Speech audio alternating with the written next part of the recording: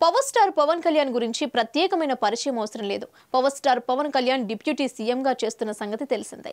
జీవితంలో ఎన్నో ఎదురుదెబ్బలు తిన్న పవర్ స్టార్ పవన్ కళ్యాణ్ నేడు ఆంధ్రప్రదేశ్ డిప్యూటీ సీఎం హోదాలో ఉన్నారు.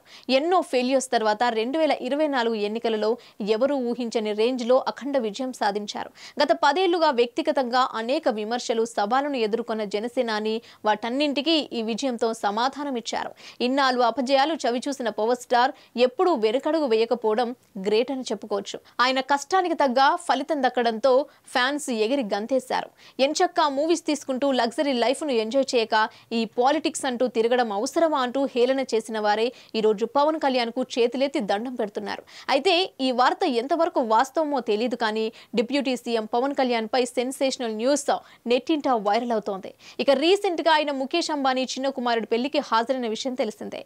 ఇలా పవర్ స్టార్ ఎక్కడికి వెళ్ళినా 100 సీట్లు ఎలా గెలిచారంటూ అదే ప్రశ్న అడుగుతున్నారు. కాగా తాజాగా దీనిపై స్పందించి ఈ విజయం నా ఒక్కడిదే కాదు, పార్టీ నాయకులంతా కష్టపడ్డారని తెలిపారు.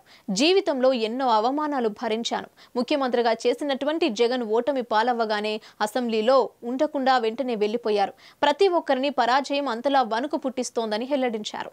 అలాగే తనకు స్పెషల్ గా ఇన్ని శాఖలు ఎందుకు ఇచ్చాడని అందరికీ ఈ డౌట్స్ వచ్చే ఉంటుంది. నా మీద నాకు నమ్మకం, ఓ రెస్పాన్సిబిలిటీ ఉంది. ఇప్పుడు దీనిపై నేను మాట్లాడదలుచుకోలేదు. పలు విధి విధానాలు ఏర్పరిచిన అనంతరం బాధ్యతల నుంచి తప్పుకుంటానని deputy CM power star Pawan Kalyan సంచలన వ్యాఖ్యలు చేసినట్లు నెటిజన్లంతా చెప్తున్నారు. ఈ వార్త ఎంతవరకు నిజమో తెలియదు కానీ పవన్ కళ్యాణ్ డిప్యూటీ సీఎం పదవికి రాజీనామా చేయనున్నారా అంటూ సోషల్ మీడియాలో అభిమానులంతా ఆందోళన చెందుతున్నారు. మరోవైపు మళ్లీ సినిమాల్లోకి రానున్నారా అని సంతోషం వ్యక్తం చేస్తున్నారు.